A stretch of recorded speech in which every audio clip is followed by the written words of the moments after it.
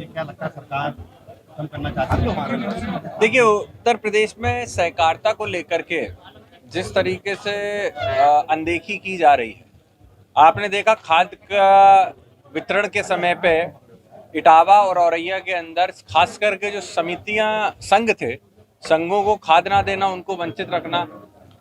समितियां हो चाहे संघ हो, उनके पास कुछ ही व्यवसाय होते हैं जिनसे वो अपनी समिति या संघों को चलाती है, उनको मजबूत रखती है और अपनी सैलरी निकालती है। ऐसे में खाद एक बहुत ही महत्वपूर्ण व्यवसाय होता है संघों के लिए।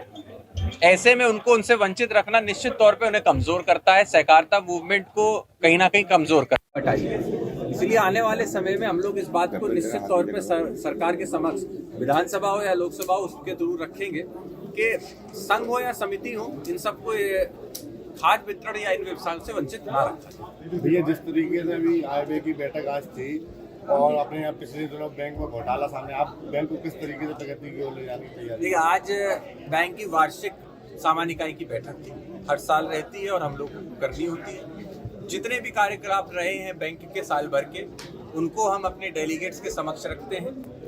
प्रॉफिट लॉस क्या रहा है वो समक्ष रखा जाता है, सारी पोजीशन बैंक की जो है उनको समक्ष रखा है। आज हमने सारी बातें रखी। निश्चित तौर पे बड़ा एक घोटाला, एक घटना सामने आई थी, पूर्व में उसकी कार्रवाई हुई, पुलिस प्रशासन की जांच हुई, एफआईआरें हुई, उसमें कई सारे बैंक के कर्मचारी लिप्त भी पाए गए और उनको अरेस्ट भी हुआ। हम लोगों ने, बैंक ने, मैं एक अध्यक्ष के रूप में और मेरी पूरी प्रबंध समिति ने सरकार को पूरी तरीके से इस बात का भरोसा दिया है कि जैसी भी कार्रवाई वो करेंगे उसमें हमारा पूरा सहयोग होगा।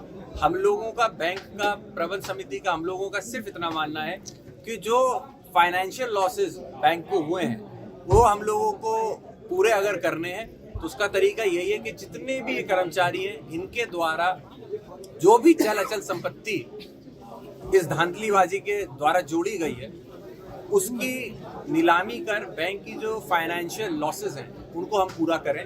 उसके लिए मैंने एसएसपी साहब से भी, प्रशासन से भी लगातार मांग की है।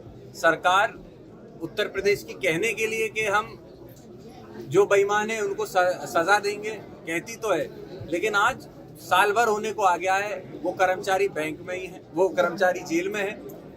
लगातार कोर्ट की केसेस पड़ती है उनकी बेल के लिए, लेकिन हम लोग लगातार दबाव दे रहे हैं कि उनको बेल ना दी जाए, क्योंकि अगर बेल दी जाएगी तो आने वाले समय में ये एक उदाहरण बन जाएगा, लोग और करने लगेंगे।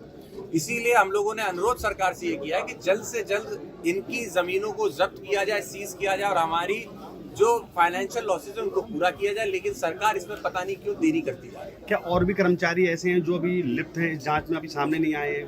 अभी तक की जो जांच है उसमें पूरी तरीके से जितने भी लोगों के नाम पाए गए, जितने भी हमारे कर्मचारियों के आईडी से लेके जो भी पाई गई थी, उन सभी को पुलिस ने अपनी हिरासत में लिया है। उनके कर्मचारियों द्वारा जो जुड़े हुए और ट्रैक्स थे, लोगों के परिवार के भी थे, बैंक के भी थे, अन्य उनके जानने वाले लोग थे, उन सबको भी कहीं ना कहीं ट्रैक कर पुलिस पकड़ रही है और पकड़ा भी है।